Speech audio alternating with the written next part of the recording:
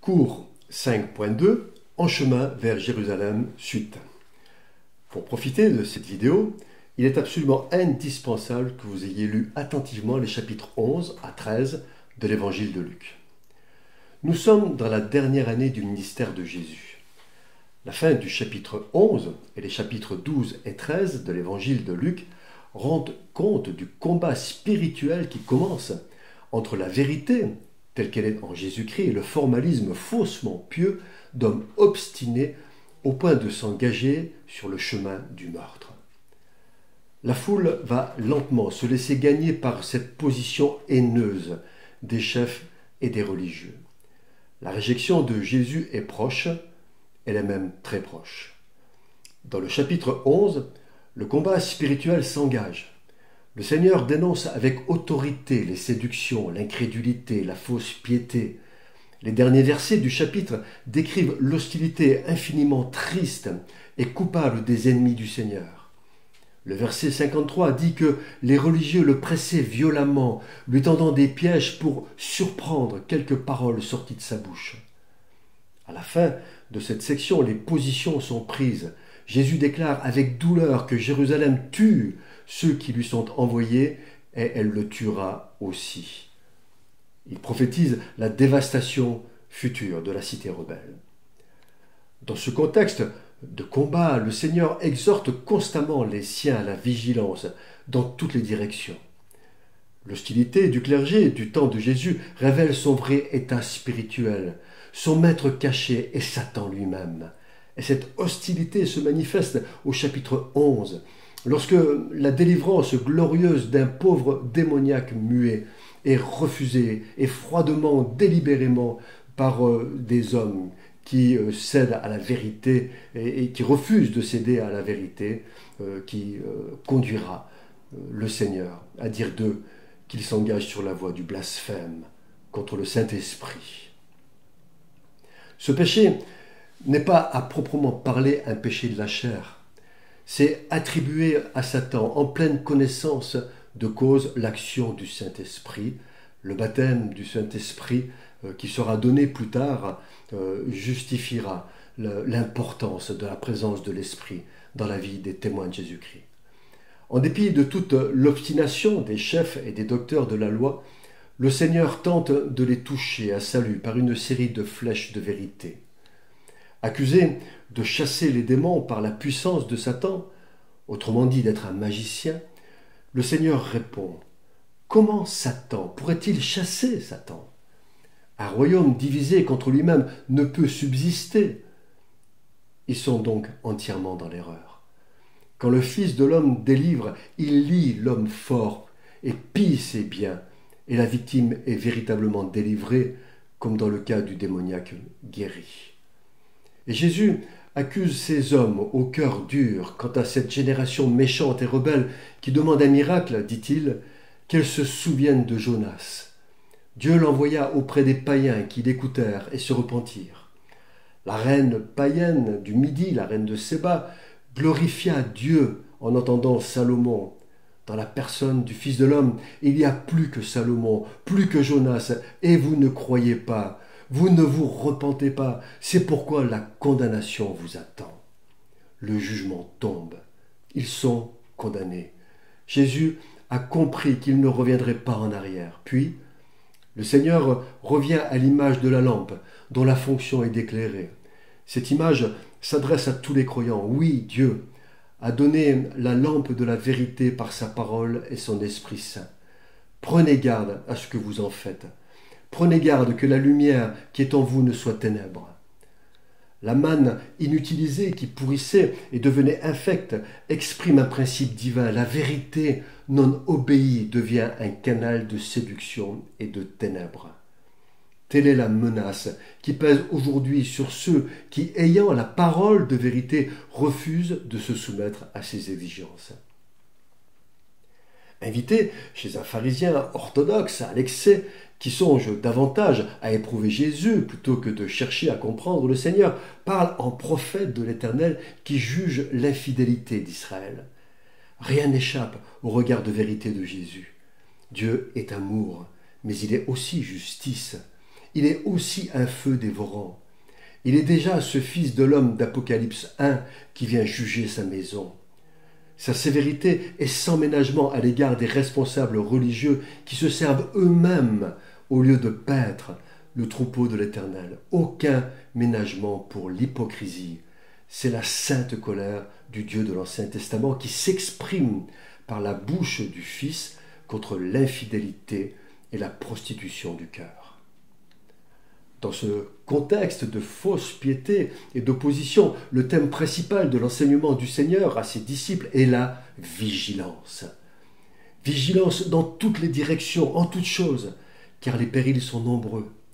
Ainsi, prendre garde, craindre et ne pas craindre se lisent de multiples fois dans ce chapitre 12 de l'évangile de Luc. Il nous parle de vigilance quant au monde religieux. Le disciple doit prendre garde à ne pas se laisser contaminer par l'enseignement et la neutralité du monde religieux. Il ne se laisse pas davantage paralyser par la crainte que l'opposition des hommes peut inspirer. La seule crainte à avoir, c'est de déplaire au Seigneur. Le disciple fidèle est assuré de la protection et de l'inspiration de son maître en toutes choses. Vigilance quant à l'attitude du disciple par rapport au bien terrestre. Dans cette intention, le Seigneur raconte la parabole de l'homme riche dont les terres avaient beaucoup rapporté. Cette parabole, appliquée à l'inconverti, l'invite à considérer les besoins essentiels et éternels de son âme et ne pas s'attacher aux biens de ce monde qui sont éphémères. Appliquée aux croyants, cette parabole est une mise en garde au sujet de l'avarice. Le disciple doit veiller à ne pas amasser pour lui-même, car là où est ton trésor, là aussi sera ton cœur. Tout dans le monde du XXIe siècle est fait pour détourner les croyants du dépouillement et du détachement des œuvres mortes. L'amour de l'argent est la racine de tous les maux. Il faut prier pour être véritablement détaché des biens de ce monde et particulièrement de l'argent. C'est aujourd'hui un véritable combat qui doit être mené par le disciple. C'est un discours qui est malheureusement de moins en moins entendu. Vigilance quant aux soucis de la vie. Les soucis de la vie peuvent être un obstacle à la croissance spirituelle. Le disciple, soumis à la volonté de son Père, ne doit pas se laisser envahir par l'inquiétude du manger et du boire et des besoins matériels. Dieu donne en abondance aux oiseaux du ciel. À combien plus forte raison donnera-t-il à ses enfants? Et Jésus conclut en disant au verset 30, « Votre Père sait de quoi vous avez besoin. » Vigilance dans l'attente du Seigneur. Dans le chapitre 12, pour la première fois, le Seigneur parle de sa deuxième venue. « Tenez-vous prêts, dit-il, car le Fils de l'homme viendra à l'heure où vous n'y penserez pas. » Alors, il faudra être prêt à servir, avoir les reins sains et sa lampe allumée. Pour illustrer cela, Jésus parle d'un économe fidèle et prudent. Tel doit être le disciple du Seigneur. Il est établi sur ces gens, c'est-à-dire sur les enfants de Dieu, pour leur donner la nourriture au temps convenable. Telle est sa charge ou sa vocation. Si ce serviteur dit en lui-même « Mon maître tarde à venir » et se met à battre les serviteurs et les servantes, il renie son service et sa vocation. C'est par ses pensées, la lassitude de l'attente, l'usure du service, la convoitise et les mauvaises influences qu'il est séduit et qu'il tombe. Les 7 incidents ou enseignements qui terminent ce chapitre 12 mettent l'accent sur les illusions religieuses d'Israël, sa cécité spirituelle et son opposition à la vérité. Le peuple religieux, satisfait de ses propres mérites, ne veut pas d'un tel maître, mais ils vont bientôt le rejeter. Malheureusement, et à cause des hommes, Jésus n'apporte pas la paix, mais la contradiction, parce qu'il ne peut y avoir de paix sans prince de la paix. Le Fils de l'homme est venu jeter un feu sur la terre, c'est celui du Saint-Esprit. Il lui tarde que celui-ci soit allumé, ce qui n'est possible que par son baptême de souffrance, c'est-à-dire par la croix, qui sera cause de division, d'opposition, de déchirement au sein de sa famille d'Israël. La foule sait discerner l'état du ciel et les signes de la nature, Mais aveuglée par ses fausses conceptions, ses ambitions et ses espérances trompeuses, elle est incapable de reconnaître en Jésus celui qu'elle attend depuis des siècles, le Messie annoncé par les prophètes et même par Jean-Baptiste. Elle n'a plus le discernement de ce qui est juste. Aussi, le jugement l'attend.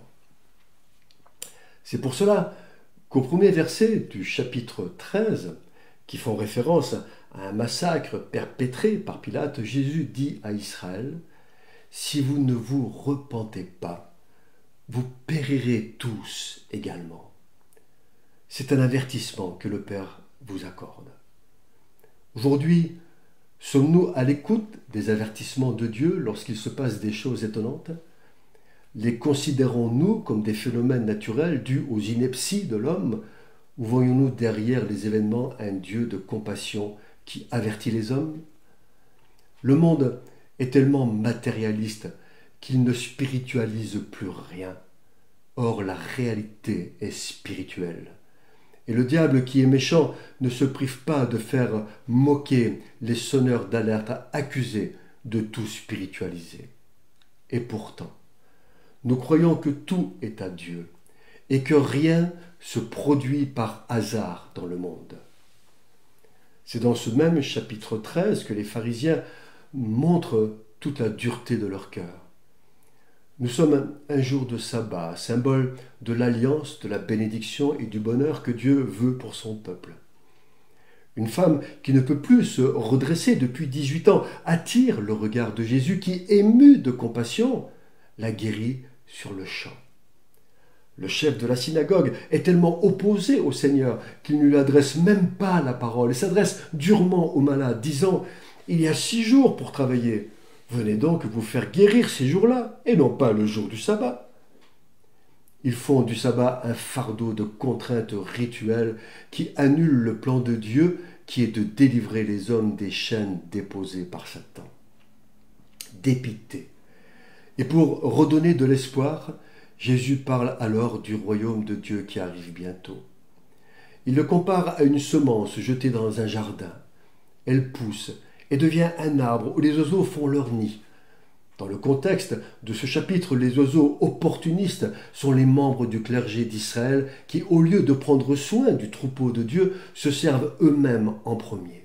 « Attention, dit Jésus, le royaume de Dieu va venir, grandir et s'étendre, mais il y aura des profiteurs qui tenteront de s'en emparer. » Luc rapporte qu'une question préoccupe les disciples au sujet du royaume de Dieu.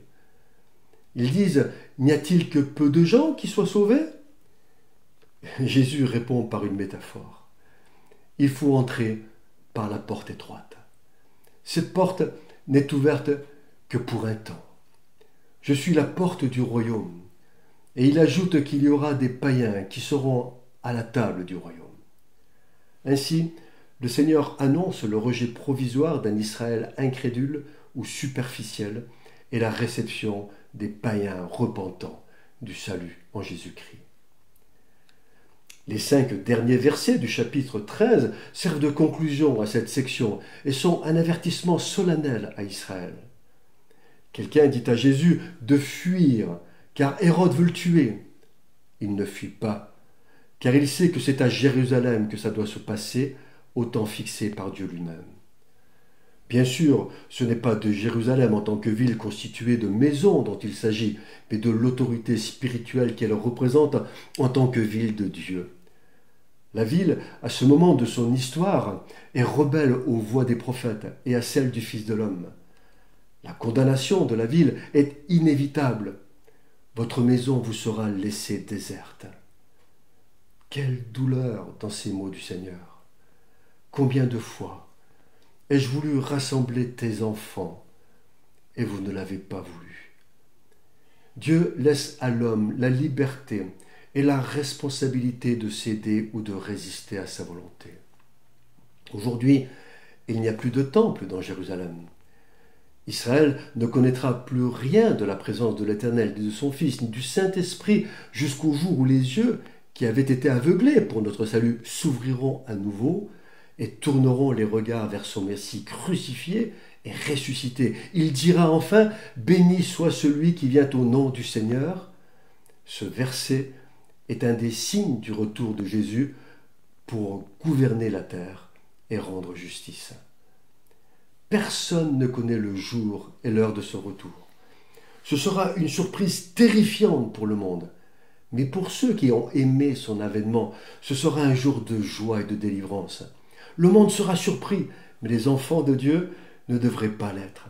Ainsi Jésus dit que nous devons discerner les temps dans lesquels nous vivons et comprendre que le jour du Seigneur approche parce que nous ne sommes pas dans les ténèbres pour que ce jour nous surprenne comme un voleur. Lorsque Jésus reviendra, ce ne sera pas en sauveur, car cela est accompli, mais en roi de gloire, maître et seigneur. Il rétablira et restaurera Israël dans toutes ses prérogatives voulues par Dieu. Il gouvernera le monde avec une verge de fer. Il fera régner la justice et condamnera le mal. Notre attente du Messie est fondée sur les écrits du Nouveau Testament qui éclairent l'Ancien Testament. Il apporte des éclairages précis sur les signes annonciateurs de la venue du Messie, signes dont beaucoup sont déjà accomplis. En voici 7. Le premier, le peuple d'Israël doit avoir pris possession du pays de l'alliance avec Abraham. C'est fait depuis 1948. C'est à Jérusalem, au milieu de son peuple, que le Messie doit poser ses pieds quand il reviendra. Aujourd'hui, la ville entière est à Israël. Dans les temps de la fin, les hommes auront une gravure sur la main ou sur le front qui est la marque de la bête et Satan. Cette gravure informatique est déjà opérationnelle. La Grande Babylone est symbole de la mondialisation du commerce qui est une réalité aujourd'hui. Le transhumanisme, philosophie dominante parmi les scientifiques, se proclame lui-même Dieu. Les nations désignent Israël comme celui qui trouble la paix du monde. Nous observons aujourd'hui, enfin, dernier signe, des signes cosmiques dont le réchauffement climatique n'est que les prémices. Bien sûr, personne ne connaît le jour et l'heure de la venue de Jésus-Christ, seul le Père le sait. Mais la Bible dit très clairement dans Luc 12, verset 56, que nous devons être capables de discerner les temps dans lesquels nous vivons, ajoutant que nous ne sommes pas dans les ténèbres pour que ce jour nous surprenne comme un voleur.